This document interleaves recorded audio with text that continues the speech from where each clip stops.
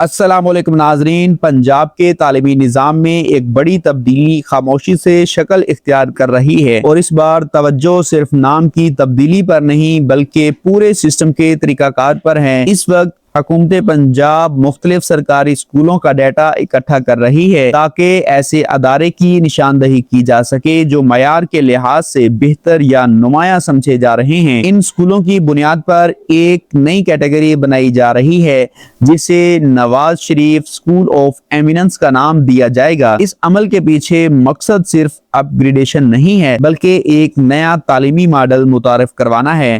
وزیر تعلیم رانا سکندر حیات کے مطابق یہ مرحلہ باقاعدہ منصوبہ بندی کے تحت آگے بڑھایا جا رہا ہے۔ 1 مئی 2026 سے ان منتخب اسکولوں کی ابتدائی لسٹیں جاری کرنے کا عمل شروع ہو چکا ہے۔ اس کے بعد ہی اگلے مراحل کی طرف پیش رفت ہوگی جو اس منصوبے کا اصل حصہ ہیں۔ اب اہم سوال یہ ہے کہ ان اسکولوں کے ساتھ عملی طور پر کیا ہونے جا رہا ہے اور ان کا اثر کن لوگوں پر پڑے گا۔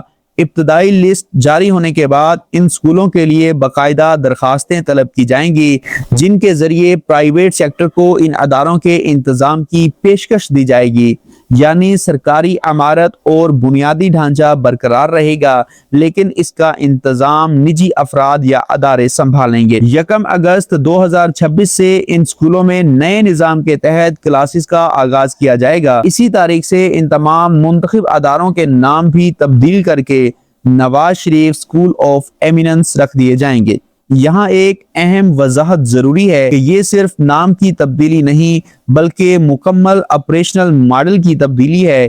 اس کا مطلب ہے کہ تدریسی معیار، انتظامی طریقہ اور ممکنہ سوالات سب کچھ نئے انداز میں چلایا جائے گا۔ اکثر لوگوں میں یہ کنفیوژن پائی جا رہی ہے کہ آیا یہ اسکول مکمل طور پر پرائیویٹ ہو جائیں گے یا سرکاری حیثیت برقرار رہے گی۔ وضاحت یہ ہے کہ ملکیت سرکاری ہی رہے گی لیکن چلانے کا اختیار نجی سیکٹر کو دیا جائے گا جسے ایک قسم کی آؤٹ سورسنگ کہا جا سکتا ہے۔ اس ماڈل کا مقصد بہتر کارکردگی حاصل کرنا اور تعلیمی معیار کو اوپر لے جانا بتایا جا رہا ہے۔ ایک سادہ مثال سے سمجھیں تو جیسے کسی سرکاری عمارت میں پرائیویٹ اسکول آپریٹ کرے مگر کچھ حکومتی شرائط کے ساتھ آنے والے مہینوں میں درخواستوں، سلیکشن اور فائنل لسٹ کے مراحل مکمل کیے جائیں گے جس کے بعد مکمل نظام واضح ہو جائے گا۔